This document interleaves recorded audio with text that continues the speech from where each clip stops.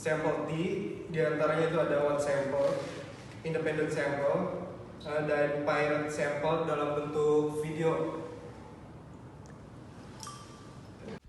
Baik, di sini saya Sarah Salsabila dan Rizkia Adelia Natasha akan menjelaskan tentang one sample t-test.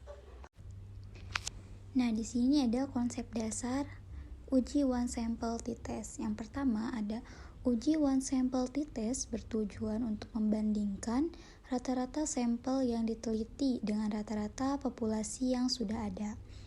Lalu yang kedua, uji one sample t-test dapat juga dipakai untuk menguji hipotesis dalam statistik deskriptif. Lalu yang ketiga, uji one sample t-test merupakan bagian dari statistik parametrik dan syarat dilakukannya uji one sample t-test adalah data berdistribusi normal. Lalu dasar keputusan uji one sample t-test. Yang pertama, membandingkan nilai sig dengan 0,05. Yang kedua, membandingkan nilai t hitung dengan t-table. Lalu yang ketiga, melihat perbandingan nilai t hitung dengan t-table dengan kurva. Lalu di sini ada dasar keputusan. Yang pertama ada uji normalitas. Jika nilai signifikan lebih dari 0,05, maka data berdistribusi normal.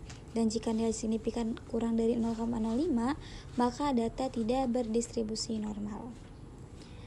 Lalu di sini ada berdasarkan signifikan. Jika nilai signifikan totaled lebih dari 0,05, maka H0 diterima. Dan jika nilai signifikan totaled kurang dari 0,5, maka H0 ditolak. Lalu ada hipotesis penelitiannya. HO rata-rata upah karyawan perusahaan tersebut sama dengan 500 dan HA rata-rata upah karyawan perusahaan tersebut tidak sama dengan 500. Lalu ada contoh kasus. Ada pendapat yang menyatakan bahwa rata-rata upah karyawan perusahaan sebesar Rp500.000 dengan alternatif tidak sama dengan itu. Untuk menguji pendapat itu, dilakukan penelitian terhadap 10 orang karyawan dan diperoleh jawaban bahwa upahnya sebagai berikut. Ini dalam ribuan rupiah.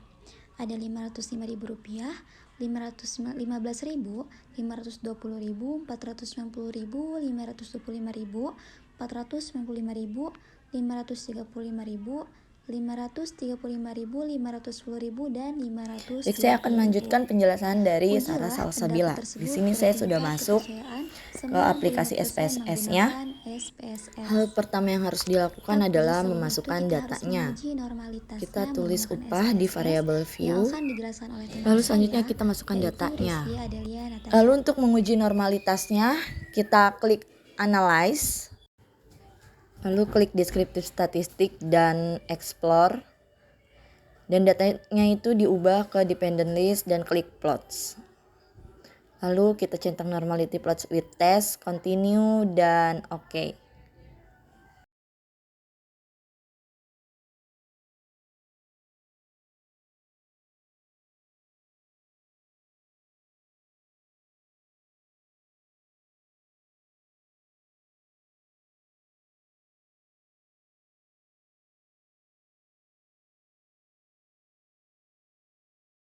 Oke, kita lihat di sini.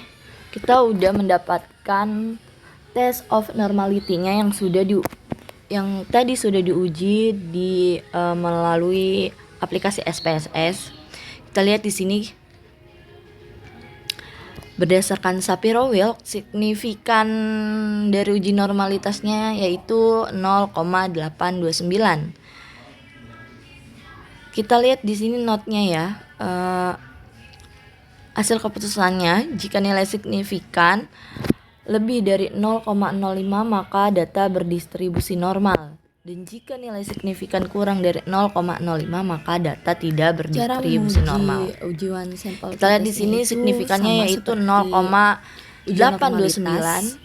Yang artinya lebih dari 0,05 maka data tersebut berdistribusi normal. Oke, kita akan lanjutkan ke uji one sample t-testnya. Lalu data diubah ke tes variabel. Kita lihat option, lihat di situ 95% dan continue. Lalu di test value-nya itu kita tulis dugaan sementara kita yang tadi yaitu 500 dan klik OK.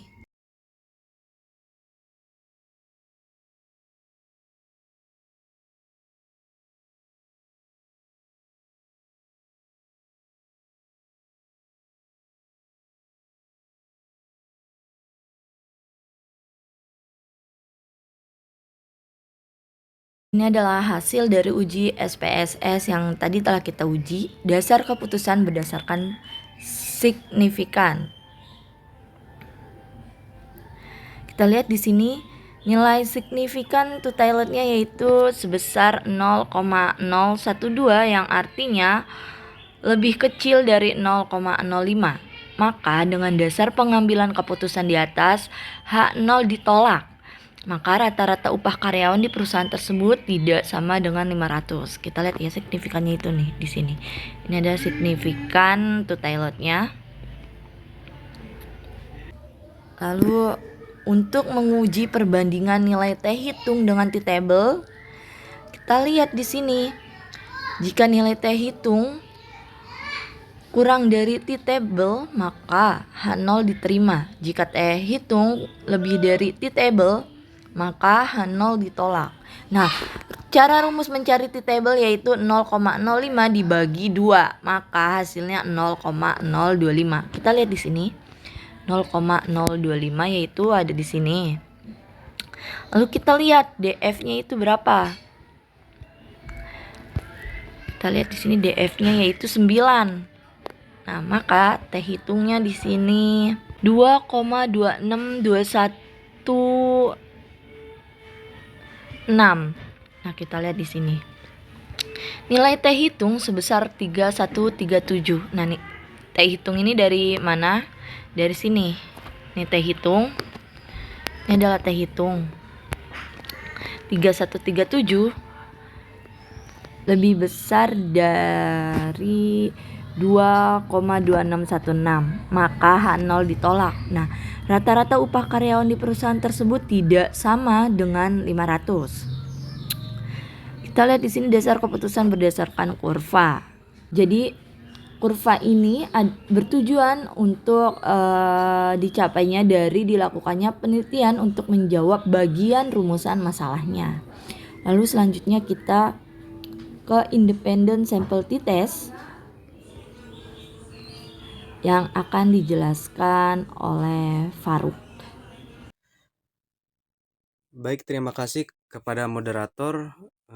Di sini saya akan membacakan atau mempresentasikan independent sample t-test. Yang pertama itu ada konsep dasar uji independent t-test itu ada dua. Yang pertama itu digunakan untuk mengetahui apakah terdapat perbedaan rata-rata dua sampel yang tidak berpasangan. Yang keduanya, syarat uji statistik parametrik adalah berdistribusi normal dan homogen. Selanjutnya ada dasar keputusan independent sample t-test.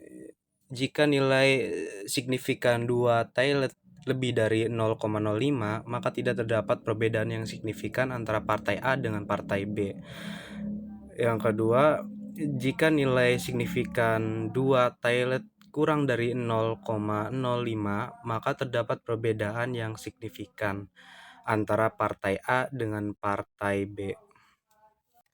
Nah, di sini saya mempunyai contoh kasus ya, seorang manajer personalia ingin mengetahui apakah terdapat perbedaan yang signifikan antara jam kerja dan masa kerja karyawan di PT Sumber Jaya.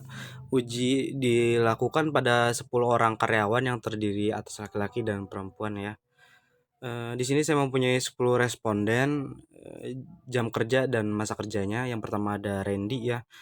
Jam kerjanya 3 jam, masa kerjanya 4 tahun. Wahyu jam kerjanya 3 jam, masa kerjanya 5 tahun. Nah, kemudian Siti jam kerjanya 4 jam, masa kerjanya 6 tahun. Kemudian Andri jam kerjanya 3 jam, masa kerjanya 4 tahun dan seterusnya. Kemudian analisis output pertama pada grup statistik. Pada baris jam kerja dan kolom min terlihat rata-rata jam kerja karyawan laki-laki 3,40 jam jam, sedangkan jam kerja karyawan perempuan 3,80 jam. Pada baris masa kerja dan kolom min terlihat rata-rata masa kerja karyawan laki-laki 4,40 tahun, sedangkan masa kerja karyawan perempuan 5,60 tahun ya. Ini untuk menguji one sample test ini sama seperti menguji one sample test. Uji independent sample test kita ke komparmen lalu ke independent sample test. Kita lihat seperti ini.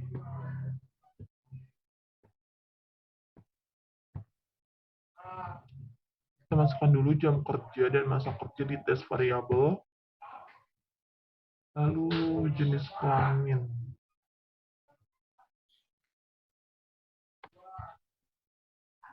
Di grouping variabel.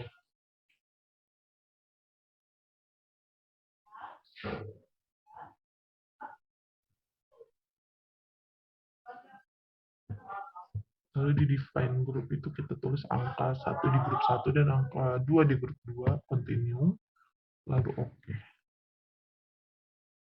Kemudian analisis output kedua pada independent sample t-test.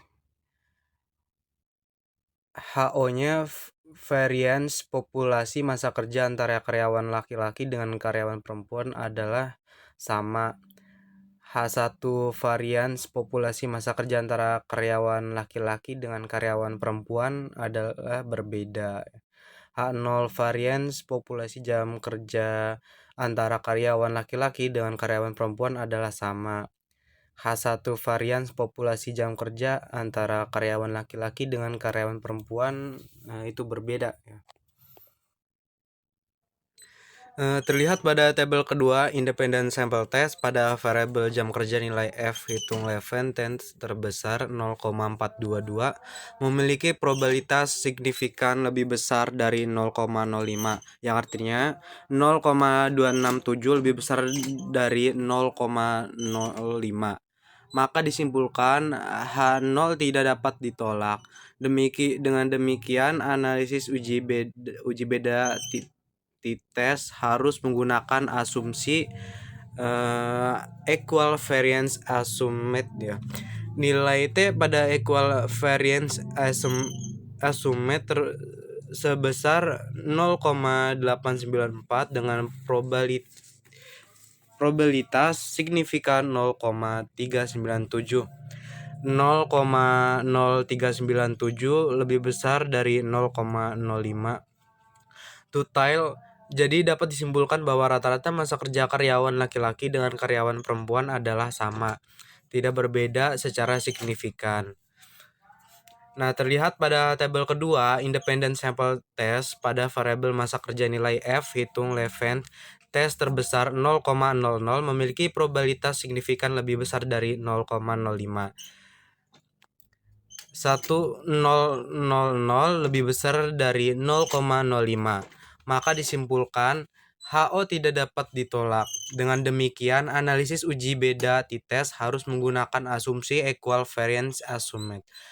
Nilai T pada equal variance assumed sebesar 3,464 dengan probabilitas signifikan 0,009, yang artinya 0,009 lebih besar dari 0,05. Total. Jadi dapat disimpulkan bahwa rata-rata masa kerja karyawan laki-laki dengan karyawan perempuan adalah tidak sama, yaitu berbeda secara signifikan. Terima kasih, saya kembalikan kepada moderator Rizky Adelia. Assalamualaikum warahmatullahi wabarakatuh. Baiklah, saya di sini akan menjelaskan paired sample t-test. Yang pertama ada konsep dasar uji paired sample t-test. Paired sample t-test digunakan untuk mengetahui apakah terdapat perbedaan rata-rata dua sampel yang berpasangan. Nah, yang kedua, dua sampel yang dimaksud adalah sampel yang sama tetapi memiliki dua data. Nah, yang ketiga ada uji paired sample test, merupakan bagian dari statistik parametrik. Oleh karena itu, data penelitiannya harus berdistribusi normal. Ya, selanjutnya ada dasar pengambilan keputusan uji paired sample test. Nah, baik yang pertama ada nilai sig. Jika nilai sig lebih kecil 0,05 menunjukkan adanya perbedaan yang signifikan antara variabel awal dengan variabel akhir. Yang kedua, nilai sig jika lebih besar 0,05 menunjukkan tidak terdapat perbedaan yang signifikan antara variabel awal dengan variabel akhir.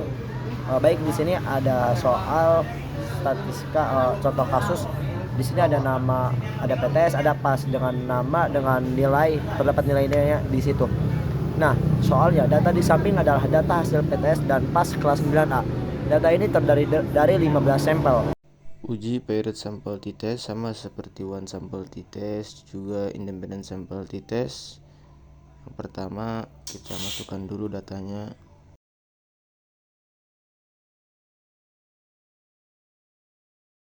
Soalnya di sini kita tulis PTS dan PAS.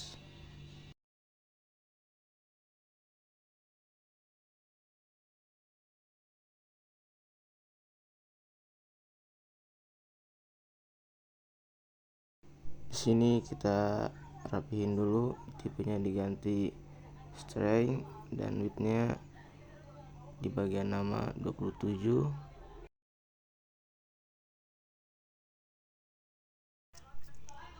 Setelah selesai beres, kita pindah ke data view, kita masukkan. Setelah datanya dimasukkan, kita ke analyze, terus cari components, klik paired sample t-test. Untuk variabel yang pertama kita isi PTS, dan variabel yang kedua kita isi PAS. Lalu klik OK.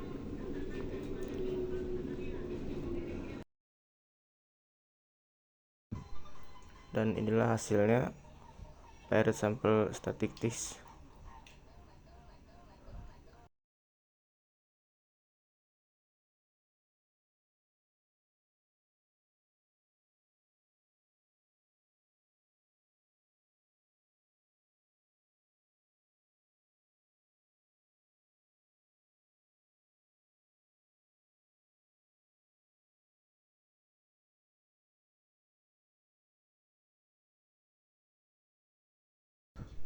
Inilah dia hasil output dari uji paired sample t-test. Di sini dijelaskan paired samples statistics PTS mempunyai nilai rata-rata 82,00 dari 15 data.